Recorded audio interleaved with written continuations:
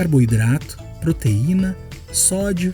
Você já reparou nos diversos elementos que existem nos rótulos dos alimentos?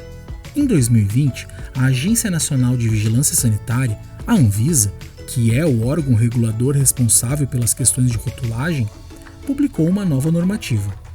A nova regra prevê um símbolo informativo frontal sobre o alto conteúdo de nutrientes que tem relevância para a saúde, como gordura saturada, sódio. Além disso, também vão ocorrer algumas alterações na tabela nutricional, como fundo branco e letras pretas, para facilitar a legibilidade das informações. Essas informações são um importante instrumento para favorecer escolhas alimentares mais saudáveis, além de serem fundamentais na comunicação entre os produtores e os consumidores. Para entender melhor essa lista de ingredientes, a nutricionista Laís Souza da Silva apresenta algumas dicas. Essa questão da rotulagem, né, a gente tem uma evolução gradativa assim, das informações que a gente encontra no rótulo, né? No primeiro momento a gente tem muito a questão da origem do alimento, da validade, peso, né?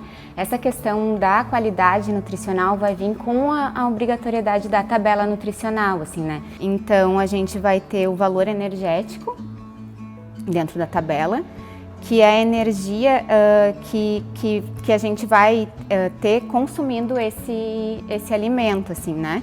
Dentro desse valor energético, a gente tem o alimento distribuído entre carboidratos, proteínas, gorduras totais, né? E além disso, a gente vai ter também informação da fibra alimentar e do sódio, né? Então, outra questão que é importante, assim, a gente cuidar quando a gente está olhando a tabela nutricional é que ela é referente a uma porção do alimento. Então, ela não está falando do alimento na totalidade, né? Então, quando a gente vai consumir esse alimento na totalidade, não é a mesma quantidade que a gente vai estar consumindo quando a gente olha a tabela, né? Além da tabela nutricional, uma outra alternativa que a gente vai cuidar, assim, quando está olhando o alimento, é a lista de ingredientes, né? Esses ingredientes, eles devem estar organizados sempre do maior para o menor. Então, o primeiro ingrediente é o que vai estar em maior quantidade no alimento e, consequentemente, o último, o que está em menor quantidade, assim, né? Claro, a gente sempre vai olhar a lista de ingredientes, assim, né? Quanto mais ingredientes com alimentos conhecidos, né? Que a gente sabe, enfim, ingredientes que a gente conhece, melhor, assim, menos processado ou ultraprocessado ele vai ser. Primeira coisa, a gente está sempre buscando conhecer o alimento, né? A criança conseguir entender que alimento é esse que ele está tomando ou ela, né? E se a gente for optar por adicionar algum sabor diferente para o alimento, a gente busca sempre alternativas naturais, né? Alguma fruta junto, né? Alguma especiaria que dê para usar junto.